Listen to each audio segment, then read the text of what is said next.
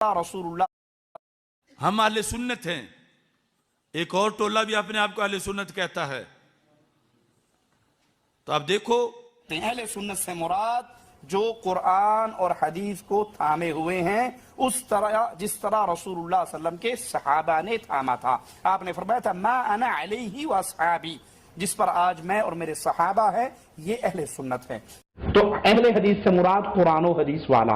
अहले सुन्नत इसका मतलब भी यही है कि मोहम्मद रसूलुल्लाह सल्लल्लाहु अलैहि वसल्लम की सुन्नत को पकड़ने वाला और सुन्नत पे अमल करने वाला, उसको अहले सुन्नत कहते हैं। ये दोनों मुतरादिफ लफ्ज हैं। अब अहले हदीस और अहले सुन्नत है कौन? असल में ये दोनों एक ही नाम है। अहले हदीस और अहले सुन्नत ये दोनों एक ही नाम है, दोनों में कोई फर्क नहीं है। हम अहले सुन्नत वल जमात हनफी देवबंदी हैं। हम अहले सुन्नत वल जमात हनफी देवबंदी हैं। हमें अहले सुन्नत वल जमात हनफी देवबंदी होने पर फख्र है। हमारे होते हुए जिसके पास अहले सुन्नत के डॉक्यूमेंट्स हो ही ना और वो रजिस्टर्ड अहले सुन्नत हो जाए और वो मशहूर अहले सुन्नत हो जाए और नस्लों में आगे नाम ही अहले सुन्नत उन पर ही बोला जाए, तो फिर मुस्तकबिल में कितना बड़ा खसारा होगा। क्योंकि पीछे हदीस में अहले सुन्नत की फजीलत तो मिलेगी और वो फजीलत वहां से लेंगे और आगे गाड़ी के डब्बा अपना लगा देंगे और ये बताएंगे कि हम तो 14 सदियों से आ रहे हैं। तो इस तरह नामों पे वारदात होती है और फिर जब नाम पे कब्जा हो जाए तो फिर आगे उस जमीन पे, फजाइल पे और आगे उससे मजीद बहुत सी चीजों पे लोग हक जताना शुरू कर देते हैं। तो इस वास्ते नामों के जरिए बहुत ज्यादा बेदारी की जरूरत है।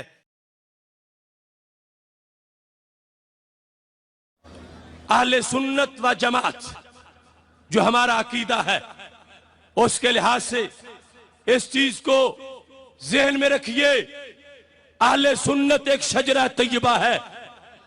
हर दरख्त का बीज भी होता है, तना भी होता है, उसकी शाखें भी होती है, उसका फल भी होता है। आज जो लोग अपने आप को अहले सुन्नत कहलवाना चाहते हैं, हम पूछते हैं चेक कराओ तुम्हारा बीज कहां से आया, तुम्हारा फूल कैसे बना, तुझ पे फल कौन सा पका। हमारा अहले सुन्नत का मक्की मदनी बीज है। फल कैसा है? मैं उन कीकरों को दावत देता हूं, दिखाओ अपने दरख्त पे कहीं दाता साहब जैसा कोई फल पका हो, कहीं बाबा फरीद जैसा कोई फल पका हो, कहीं हजरत सुल्तान बाहू जैसा कोई फल पका हो। जब तुम्हारे दरख्त पर कोई ऐसा फल मौजूद नहीं तो याद रखो कीकरों को अहले सुन्नत नहीं कहा जाता, खुशबूदार फल वाले दरख्त को अहले सुन्नत कहा जाता है। इसलिए अहले सुन्नत व जमात वो मुकद्दस अकीदा है, वो रोशन सिलसिला है जिसकी एक जानिब दरबार रिसालत से मिली हुई है और दूसरी जानिब हजरत इमाम अहमद रजा बरेलवी से मिली हुई है। हर दौर में, हर सदी के अंदर हम अपने इमाम गिनवा सकते हैं।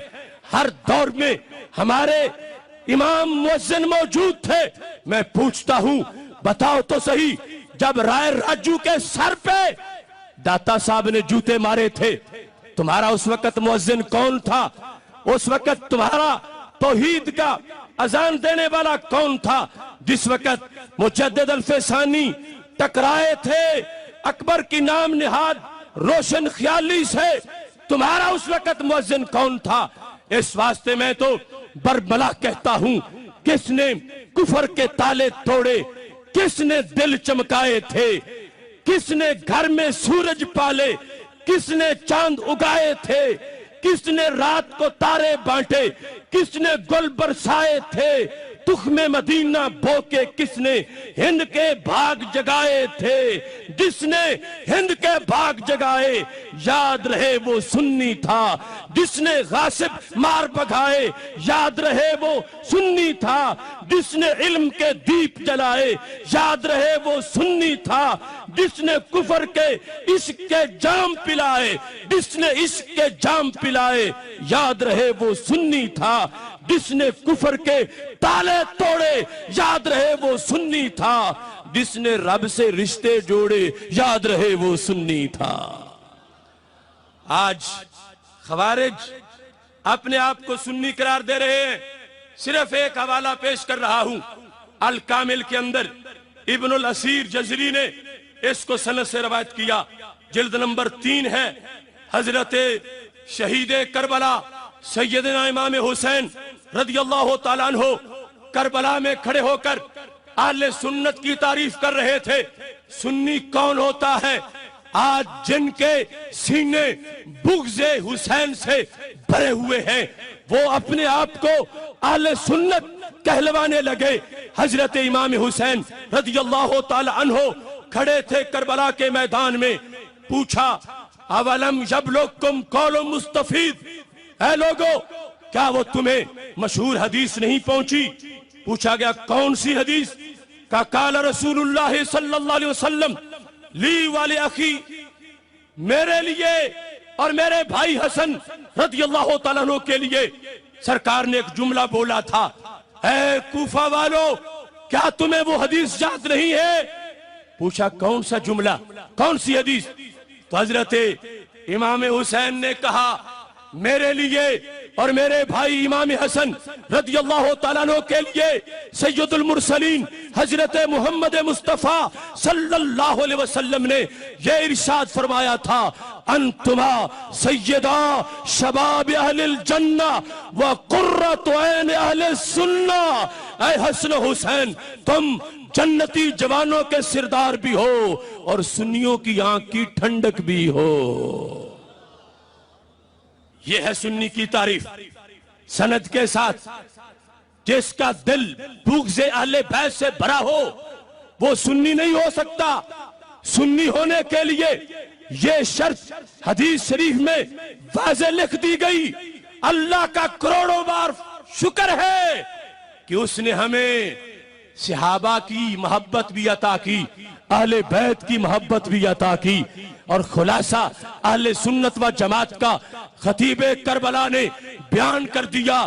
اس لیے میرے بھائیوں کہیں گھبرانے کی ضرورت نہیں۔ وہ لوگ گندے اتنے ہیں کہ کسی ستری سی چادر کی تلاش میں ہیں کہ جس پر کوئی داغ نہ ہو، اور وہ یہ چادر کھینچنا چاہتے ہیں۔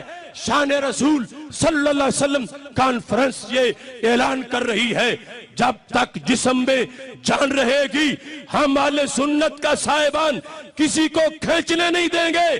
ہاں جسے شوق ہے سنی کہلوانے کا وہ مزاج سنی بنائے، اپنے آپ کا ضمیر خمیر سنی بنائے، ڈاکومنٹس آف اہل سنت کو پورا کرے، ہم اسے خوش آمدید کہیں گے، لیکن کبھی گستاخیوں کو چھپانے کے لیے اپنی ستھری چادر کسی کو استعمال کرنے کی ہرگز اجازت نہیں دیں گے۔